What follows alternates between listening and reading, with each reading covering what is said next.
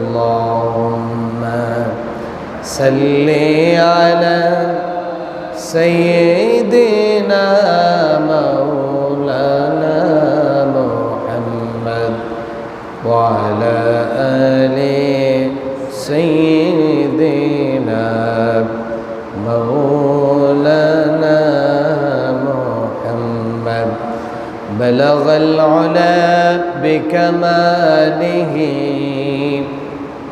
كشف الدجى بجماله حسنت جميع خصاله صلوا عليه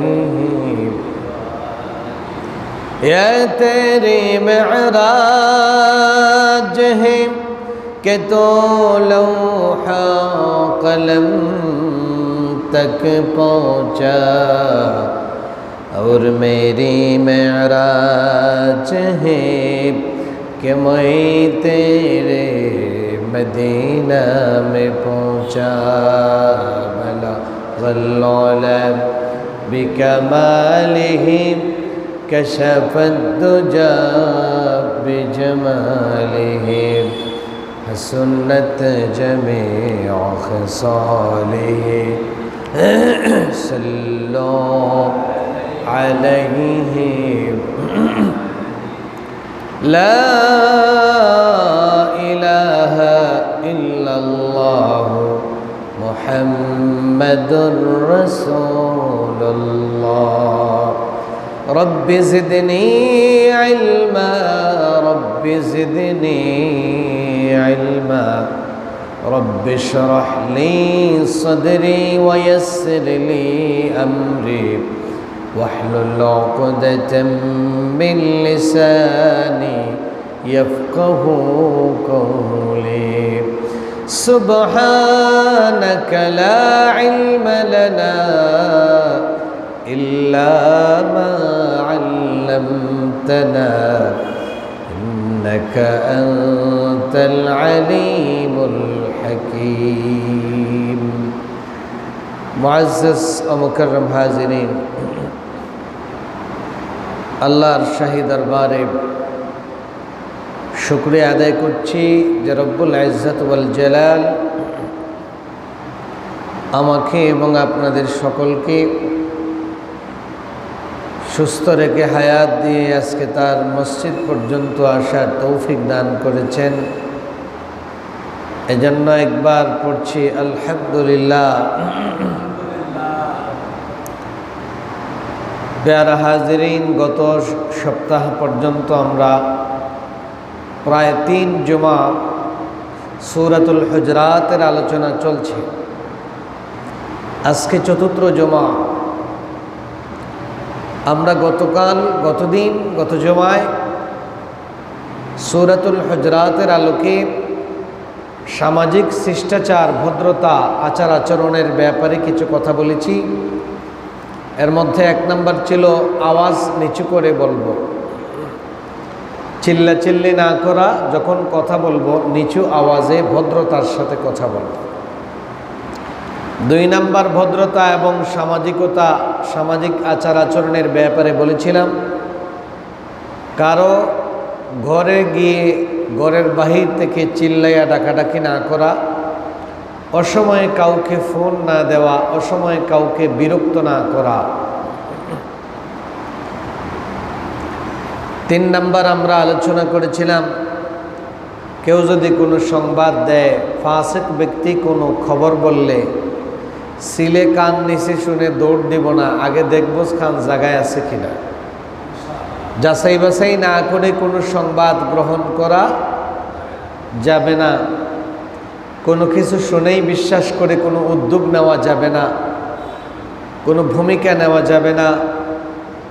যেটা সংবাদ শুনবো এটা সত্য কিনা মিথ্যা, অমুক আমাকে এটা বলেছে, এটা সত্য না মিথ্যা বলেছে, হাসাও বলল না হুদা, বিষয়গুলি একটু পরখ করে যাচাই করে আমরা দেখব। কারণ রাসূল বলেছেন কাফা বিল মার'i কাযিবান আন ইউহাদ্দিসা বিকুল্লি মা সামিআ। কোনো ব্যক্তির কথা মিথ্যা হওয়ার জন্য এতটুকু যথেষ্ট যে সে বলে আমি শুনছি অমুক এটা বলেছেন, আমি শুনছি অমুক এটা বলেছেন, এইটা বলে বলে যারা কোনো খবর, কোনো বদনাম, কোনো কিছু বর্ণনা করে, তখন রসুল বলেছেন এই কথাটা মিথ্যা হওয়ার জন্য এতটুকুই যথেষ্ট। আল্লাহ রসুল সাল্লাল্লাহু আলাইহি সাল্লাতু ওয়াসসালাম বলেছেন, মান আমানা বিল্লাহি ওয়াল ইয়াউমিল আখির ফালইউকরিম দাইফা। যে আল্লাহর উপর ঈমান আনছে দাবি করে, আখিরাতের উপর ঈমান এনেছে দাবি করে, তার উচিত হইল সে যেন তার মেহমানকে সম্মান করে। তাইলে বোঝা গেল আল্লাহ এবং তার রসুলের উপর বিশ্বাস যারা আছে সে মেহমানকে সম্মান করে। আর যে তার মেহমানকে কদর করে না, ইজ্জত করে না, সম্মান দেয় না, বোঝা গেল তার মাঝে ঈমান নাই। কি নেই? ঈমান নেই, আল্লাহর উপর বিশ্বাস নেই, আখিরাতের উপর বিশ্বাস নেই। দ্বিতীয় অপশনে রসুল বলেন, ওমান আমানা বিল্লাহ ওয়াল ইয়াউমিল আখির ফালা ইউযি জারহ। কারো যদি ঈমান থাকে, হে যদি ঈমানদার এটা সে দাবি করে, কেউ ঈমানদার বলে যদি দাবি করে, অর্থাৎ আল্লাহ এবং রসুলের উপর, আল্লাহ এবং আখিরাতের উপর যার ঈমান আছে, বাস্তবে যদি হে ঈমানদার হয়, তাহলে ফালা ইউযি জারাহু, সে যেন তার প্রতিবেশীকে কষ্ট না দেয়। তাহলে এই হাদিসের মাফহুম কি? এই হাদিস থেকে আমরা কি বুঝতে পারলাম? যে ঈমানদার সে কখনো প্রতিবেশীকে কষ্ট দেয় না। কি বলেন? ঈমানদার প্রতিবেশীকে কষ্ট দেয়? দেয় না। আরেকটা কথা জিজ্ঞাসা করি, যে নিজেকে ঈমানদার দাবি করে, আলহাজ অমুক, আলহাজ তমুক দাবি করে নিজেকে ঈমানদার, আব্দুর রহিম, আব্দুল করিম, আব্দুল্লাহ, আব্দুর রহমান,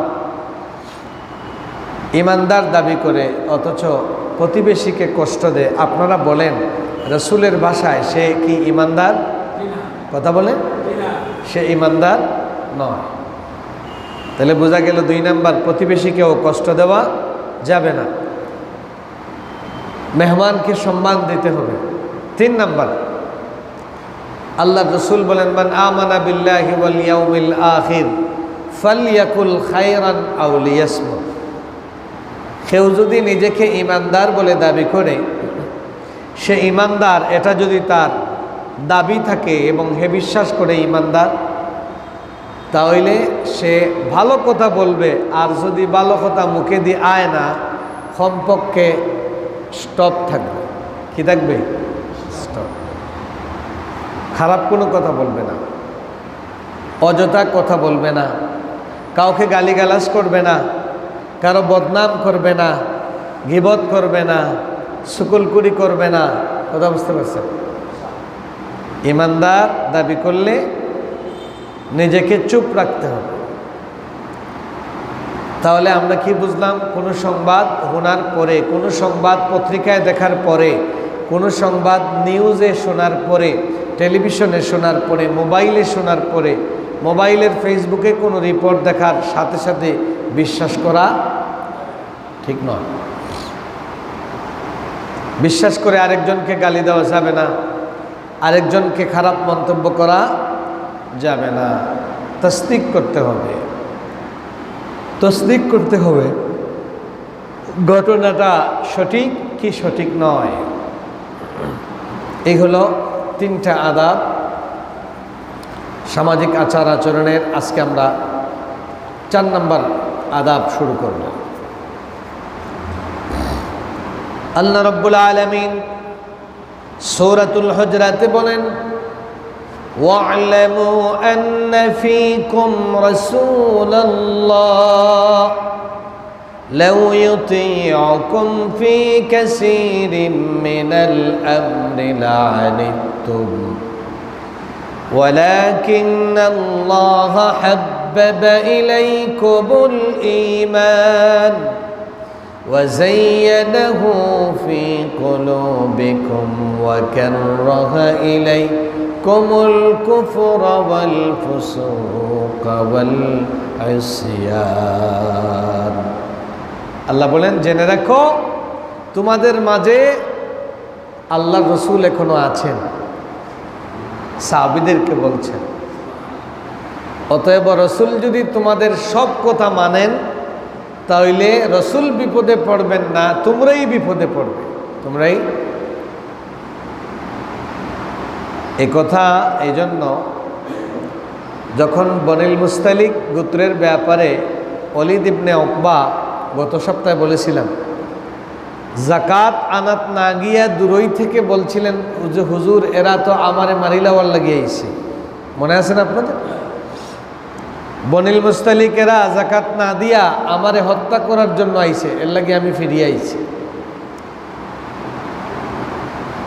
এখানে নিয়া মুসলমানদের মধ্যে অনেক যুবক প্রকৃতির যারা অনেকেই রসুলকে চাপাচাপি সৃষ্টি করলেন। আর দেরি কি, তাড়াতাড়ি রেডি হন, এদেরকে সাইজ করতে হবে। ওলীদ ইবনে উকবার খবর শুনিয়েই প্রস্তুত, তাড়াহুড়া শুরু করছে। তাড়াতাড়ি অর্ডার দেন, এদেরকে মিসমার করে দিই। এত বড় এরা বেয়াদবি করেছে, রসুলের প্রতিনিধি পাঠিয়েছেন জাকাতের জন্য, তাকে হত্যা করার জন্য চেষ্টা করেছে। এরা নাম মুসলমান, এরা আসলে মুসলমান হয় নাই। রসুল বলেন একটু থামো থামো, একটু ঠেরো, তাড়াহুড়া করিও না। এটা সব যুগে আছে, অতীতেও ছিল, বর্তমানেও দেখবেন যুবক প্রকৃতির কিছু আছে যে কোনো ঘটনা ঘটলে আগে হয় লাঠি লইলাও ফট করি বাদে দেখবো করছো, ঠিক কিনা? মুরব্বী যেন তাই আচ্ছা থামো, বুঝি লই বিষয়টা কি তা, ঠিক না? দেখবেন সব সময় মুরব্বীরা কিন্তু অরিজিনাল যাদের মাথায় জ্ঞান আছে তারা সব সময় হয় আচ্ছা রাখো, আমি বিষয়টা আগে বুঝি কিতা হইছে না হইছে, অবস্থা বুঝিয়া এমনেও তো মাতান রে হইমো, আমি লগে থাকবো, এমনেও বিষয়টা দেখবো। কিন্তু দেখবা না ফালমারি 10 জন উঠি যায়, হ্যাঁ তাই ডরাইছেন মনে হয় তান যেতা মানুষের হতো হরক্ষা আমরা যাই আর কি। সবসময় দামাগরুয়ে বাঘ চেনে না, দামাগরুয়ে লাগাই দিব তো, কিন্তু ছুটানি লাগে, পরে এইটা শেষ করা লাগে হো মুরব্বী আবার, ঠিক কিনা? এত মারধর করিয়া বাড়িতনে বাগি যাব, মামলা টামলা হইছে যাইব কি বাড়তনে বাড়িয়া, কিন্তু এটার প্রেশার নেওয়া লাগে মুরব্বী। কে নেওয়া লাগে? মুরব্বী। সব দিন সব যুগে এইরকম কিছু অতি উৎসাহী মানুষ আছে, সব জিনিসও খেতখেতি বেশি, ফট করি তার খেতখেতি উঠে যায়। কথা বুঝছেন? খবর ওনার লগে লগে কোনো বাস মিশার নাই, আগে অ্যাকশনে যাইত। এই জন্য রসুল বলেছেন সব ব্যাপারে তোমরা, আল্লাহ বলেছেন রসুলকে চাপাচাপি করিও না, কারণ রসুল তোমাদের মাঝেই আছেন, তার সিদ্ধান্তের অপেক্ষায় থাকো, একটু ধৈর্য ধরো, নাইলে তোমরাই ক্ষতিগ্রস্ত, তোমরাই। এজন্য আমরা যারা বুঝ কম আছে, যে কোনো জিনিস শুনিয়াও ফাল দেওয়া ঠিক নাই, মুরব্বীদেরকে সময় দেওয়া দরকার। আগে মুরব্বীর দিকে তাকাবেন, আমার মুরব্বী ব্যাপারে কি বলেন, মুরব্বীর সিদ্ধান্তের আলোকে পা বাড়াবেন, নতুবা ক্ষতিগ্রস্ত আপনিই হবেন। সূরা হুজরাত থেকে সামাজিক শিক্ষা এটা, হুজুগে ফাল না দেওয়া, খুব বেশি আবেগী না হওয়া, আবেগী হইয়া নিয়াই সাথে সাথে সিদ্ধান্ত নিয়া একটা ফসাদে না যাওয়া, একটু ওজম করা, একটু থামা, একটু বিষয়টা অবজার্ভ করা। এটা সূরা হুজরাতের আরেকটা সামাজিক শিক্ষা, 4 নম্বর। 5 নম্বরে আল্লাহ রাব্বুল আলামিন বলেন ওয়ালাকিন্নাল্লাহা হাব্বাবা ইলাইকুমুল ঈমান ওয়া যায়্যানাহু ফি কুলুবিকুম ওয়া কাররাহা ইলাইকুমুল কুফরা ওয়াল ফুসুকা ওয়াল ইসয়ান উলাইকা হুমুর রাশিদুন। কিছু আছেন এরকম যারা মুরব্বীদের কথা মানেন, আছেন না এরকম? মানেন। আল্লাহ রাব্বুল আলামিন এই আয়াতে কারিমার ভিতরে বলেন, আল্লাহ রাব্বুল আলামিন কিছু মানুষের কলিজার ভিতরে, অন্তরের ভিতরে ইমানের ভালোবাসা ঢুকিয়ে দিয়েছেন, ইমানের প্রতি মহব্বত ঢুকিয়ে দিয়েছেন। আছে না এরকম কিছু? ইমানের প্রতি তাদের ভালোবাসা অনেক বেশি, আল্লাহর প্রতি তার ভালোবাসা অনেক বেশি, নবীর প্রতি তার ভালোবাসা অনেক বেশি, কোরআন তিলাওয়াতের প্রতি তার ভালোবাসা অনেক বেশি, সদকা পড়ার প্রতি তার ভালোবাসা বেশি, নামাজ পড়ার প্রতি তার ভালোবাসা বেশি, কোরআন অধ্যয়নের প্রতি তার ভালোবাসা বেশি, নফল নামাজের প্রতি তার ভালোবাসা বেশি, মানুষের মধ্যে ভালো কাজ করার প্রতি তার ভালোবাসা বেশি। এইভাবে যত ভালো কাজ আছে, আল্লাহর পথে চলা, জিকির আজকার করা, তসবিহ তাহলিল করা, জিকির করলে তার মজা লাগে, নামাজ পড়লে তার মজা লাগে, নামাজ 2 রাকাতের জায়গায় আরো এক্সট্রা 2 রাকাত পড়লে তার মজা লাগে, প্রতিদিন কোরআন তিলাওয়াত করতে পারলে তার মজা লাগে। আছে না এরকম কিছু মানুষ? এরকম আছে। আল্লাহ বলেন এরকম যারা আছে, আপনি যদি দেখেন নামাজ আজান শোনার পরে আপনার নামাজ পড়তে মজা লাগে, আজান শোনার পরে মসজিদে যেতে আপনার যদি ভালো লাগে, আজান শোনার পরে নামাজে দাঁড়াইতে আপনার ভালো লাগে, নামাজে জামাতে সবার আগে এসে বসতে যদি আপনার ভালো লাগে, মসজিদে এসে তাহিয়াতুল মসজিদ 2 রাকাত পড়তেও যদি আপনার মজা লাগে, 2 রাকাত নফল নামাজ আপনার পড়তে মজা লাগে, আজকে আমি কোরআন তিলাওয়াত করতে পেরেছি, আমার খুব ভালো লাগছে, আজকে আমি মিথ্যা কথা বলি নাই, আমার ভালো লাগতেছে, আজকে আমি সদকা করেছি, আমার খুব ভালো লাগতেছে। নেক আমল করে যদি কারো ভালো লাগে, তাহলে বুঝতে পারবেন আপনি হেদায়েতের পথে আছেন। ইমানের প্রতি ভালোবাসা, হুব্বুল ঈমান। আল্লাহ বলেন কিছু মানুষ আমি এমন রেখে দিয়েছি আমার বান্দা বান্দীদের মধ্য থেকে, যাদের কলজার ভিতরে আমি ইমানের ভালোবাসা ঢুকিয়ে দিয়েছি, ইমানের ভালোবাসা ঢুকিয়ে দিয়েছি। আর এই ইমানের ভালোবাসা ঢুকিয়ে দেওয়া, এটা ডাইরেক্ট আল্লাহর পক্ষ থেকে বান্দাকে দেওয়া শ্রেষ্ঠ উপহার, শ্রেষ্ঠ নিয়ামত। এজন্য এই আয়াতের শেষে আল্লাহ বলছেন ফাদলাম মিনাল্লাহি ওয়া নি'মা, ফাদলাম মিনাল্লাহি ওয়া নি'মা। এই যে ইমানকে ভালোবাসা, আজান হইলে নামাজ পড়াকে ভালোবাসা, কোরআন তিলাওয়াতকে ভালোবাসা, তসবিহ তাহলিল ভালোবাসা, জিকির আজকার ভালোবাসা, আল্লাহর প্রতি চলা ভালোবাসা, নফল নামাজ পড়তে ভালো লাগা, রসুলের সুন্নত মানতে ভালো লাগা, এই কাজগুলি যে ভালো লাগে, এটা আল্লাহর পক্ষ থেকে ডাইরেক্ট একটা বড় নিয়ামত এবং অনুগ্রহ।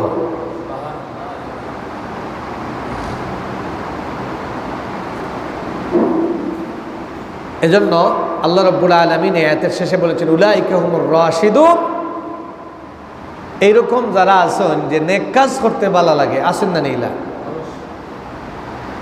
আল্লাহ রাব্বুল আলামিন আয়াতের ভিতরে জান্নাতি মানুষের, হেদায়েত প্রাপ্ত মানুষের 2টা গুণাবলী বলেছেন। আল্লাহ বলেন আমি বান্দা বান্দীদের মধ্য থেকে কিছু বান্দা বান্দীদের কলবের ভিতরে, অন্তরের ভিতরে আমি ইমানের ভালোবাসা ঢুকিয়ে দিয়েছি, কোরআনের ভালোবাসা ঢুকিয়ে দিয়েছি, নামাজের ভালোবাসা ঢুকিয়ে দিয়েছি, রসুলের সুন্নত মানার ভালোবাসা তার মধ্যে আমি ঢুকিয়ে দিয়েছি, তসবিহ তাহলিল জিকির আজকার করলে ভালো লাগা এটা তার মধ্যে ঢুকিয়ে দিয়েছি। 2 নাম্বার ওয়া কাররাহা ইলাইকুমুল কুফরা ওয়াল ফুসুকা ওয়াল ইসয়ান।